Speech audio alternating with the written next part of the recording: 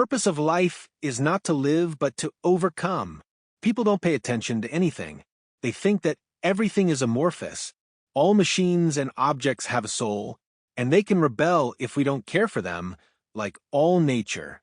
Everything that lives with us in this existence is alive and has a soul, and it responds.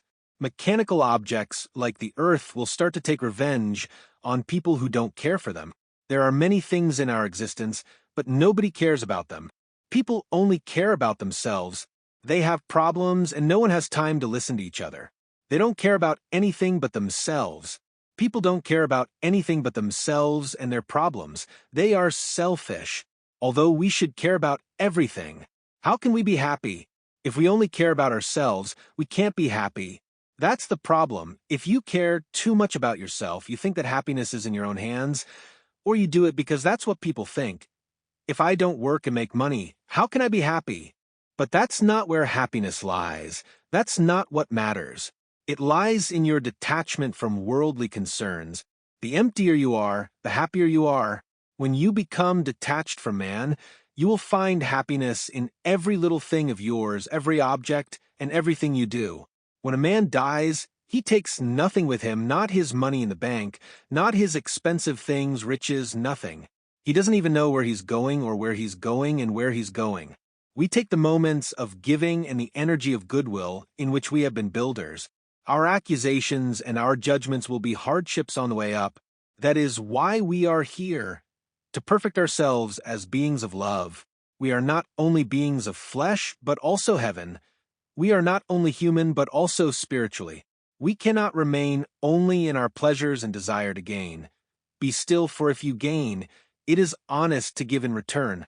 If you do not give what you have, it will deteriorate or be damaged or stolen. If you don't give, you lose what you have. Why is that? Because that which is more binds you to the worldly and hurts you. You will call upon the powers of heaven to release you, to take away that which is more. Most importantly, you give your good and your access to the infinite. Give to a children's home, an older adult's home, a church, or people in need. God gives you life and asks you to give continuity. Otherwise, you risk everything because wealth takes away your life, and then you'll want to suffer alone, to fill yourself with the energy of life. When Alexander Macedon went into battle, his enemies shot arrows at him. The arrows split as they approached him, hitting those on his left and right, and none of them hit him. And why? Because he was not afraid of death and had faith in God. It's like putting your life in God's hands. You do not fear anything when you put your life in His hands, and you are protected. The magic words are, "Thy will be done, Lord, not mine." And you give yourself to Him, give you strength to Him, and worry about nothing. You worry about nothing. You let Him help you, because that's not what people do. They interfere, they want it their way. They force it. It's not like that. As you will, Lord, so be it, not as I will, but as you will. Your will is sweet and good and just. This total surrender is our greatest treasure. If you surrender your life to Him, the arrow will not come to you. Do you understand? It can't. God protects you. You're in His love, and you have no more worries. But talk to Him. Tell Him these things. It's the most sublime thing we can do. Put our trust in Him, and we will be protected and saved, and it will be given to us because He doesn't leave us. He does not leave the birds of the air. He leaves us. We lack trust in Him. We don't put our lives in His hands. And what does it mean to trust Him? To give up yourself. When you surrender to everything, you enter the vibration of divine love, humility, and modesty. To be detached, to have surrendered, and to have your unwavering and constant trust in God. Everything is from Him. Do you have the power to do anything? You can sit still if you put your trust in God. But do everything in your power to make it good for all, and then what you have will not be lost. He sees that you give, and your giving saves what you have. It is not taken away. And He sees that you live for others and not for yourself. But if you hoard more and spoil them all, you are not worth having, and you will lose everything. You don't lose what you have if you give what you get. It can't be lost. If you hoard like a miser without giving, you are afraid of losing, and then you make yourself your God. This is the process of demonization. We keep too much for ourselves and don't give. That's what people do. They make themselves the god of the house, the children, and the money. The moment you do that, you are in decline. We get attached, and the destruction begins because we cannot put anything first. You must not think that you are the center of the world. You are not. When evil is done to you, God loves you. It is His way of protecting you from yourself. Be pure in your heart. The Lord will be with you whatever happens. Don't argue and don't blame. You are beating yourself.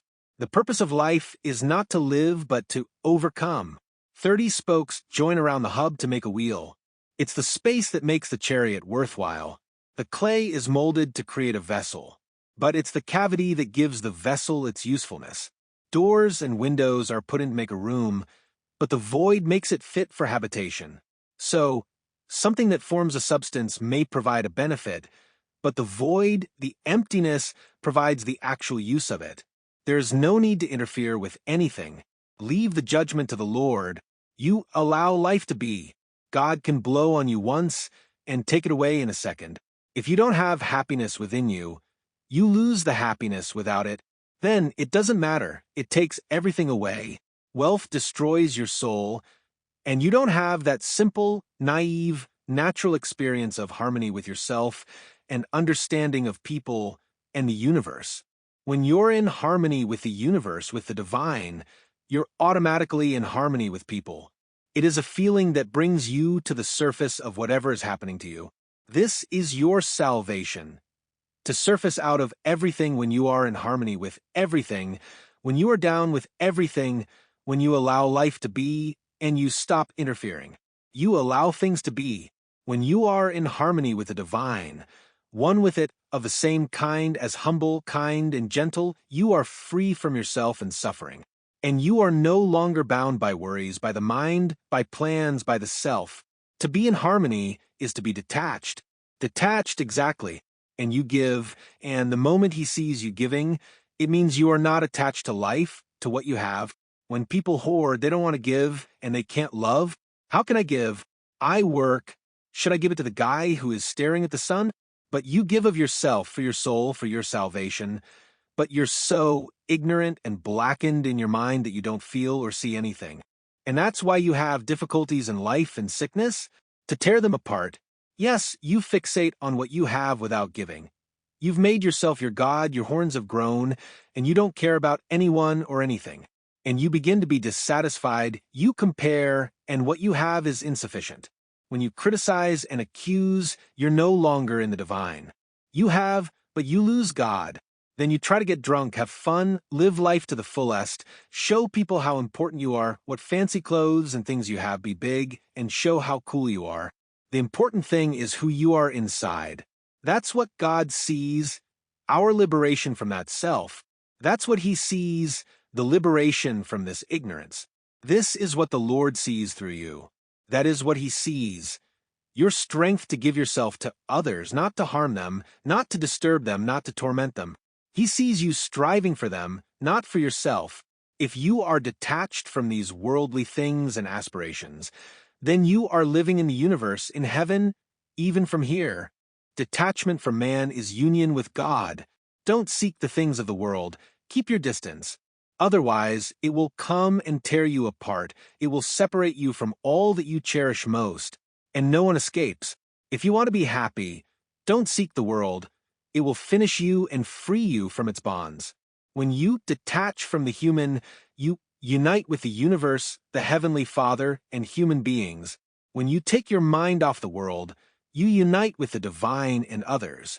If you go to the world, you become attached, and you will be forcefully unattached. Giving has to be constant. Otherwise, it diminishes you.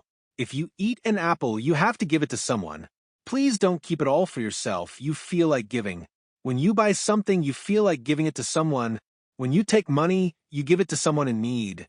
Then you are not in your mind or your thoughts. You are one with the universe, and everything helps you. The miracle comes to you when you empty yourself and let go of your pleasures. Why do we not want that? Why do we want to suffer more? If you want the world, you want more pain. The more detached you are, the more life comes to you. You give thanks for everything He gives us out of His love. People say that if they didn't work, they would have nothing. But if God takes away your strength, what then, your health or your life? Isn't that a sin? When you can enjoy life so beautifully and so easily, and so simple, He only wants you to detach yourself and trust Him, to see the world differently, with the eyes of the soul, unclouded by seeking, with free eyes, unfettered by anything. Then every moment of your life is a celebration, and can you still be sad? Can you still think of the trivialities of life? If you are unhappy inwardly and are only concerned with adding up, you have exhausted your happiness in nothing, and God has nothing to make a beautiful life for you. The goal is His presence. Whatever you want is made of this magic matter. But He has nothing to make a beautiful life for you if you don't surrender.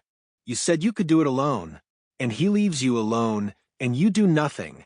You use energy, and what do you do when you run out? Only by devotion and self-control can you draw from the source of life. But if you waste it on pleasures, you remain with your eyes in the sun and have no divine support. You are finished and you are dead. God is far away, and He has left you to fend for yourself, to be your God. That's our problem. By gathering more good for the self, we make ourselves our God, we think we have everything, and we waste energy. Hoarding pleasure for the senses is a waste of life. You have to economize life. The moment you start to decay, what do? You quickly eliminate self-interest, satisfaction, worries, and the mind and stop searching. If you put ideas in your mind, it makes films. Detachment from everything is done by devotion, surrender, turning to God, and praying to Him to help, forgive, and save you. That He will certainly save you. Release is everything, and giving is released. Giving helps you to release the surplus and keep what you have. By giving, you become detached and have no fear. And if you say, I have nothing left, everything is from God and Him, and it comes from Him. What do you have? You have nothing. Nothing is about you. You have nothing. The moment you say that, you are in harmony with everything. You feel that you are part of the universe, unfolding, happy, and in a state of bliss that nobody can take away from you. Emotional, mental, and physical stability. When you are balanced and you have opened the windows to God, then you rely on nothing in this world but Him, and what you have remains and does not perish because of your love and trust in Him, because you have put everything in His hands. And then evil no longer comes to you, and you cannot be attacked. It can no longer attack you because you no longer want more. You're no longer attached to it. That people do what? Never mind that you are working to have the necessities of life, but they're fixated on theirs and afraid of losing it.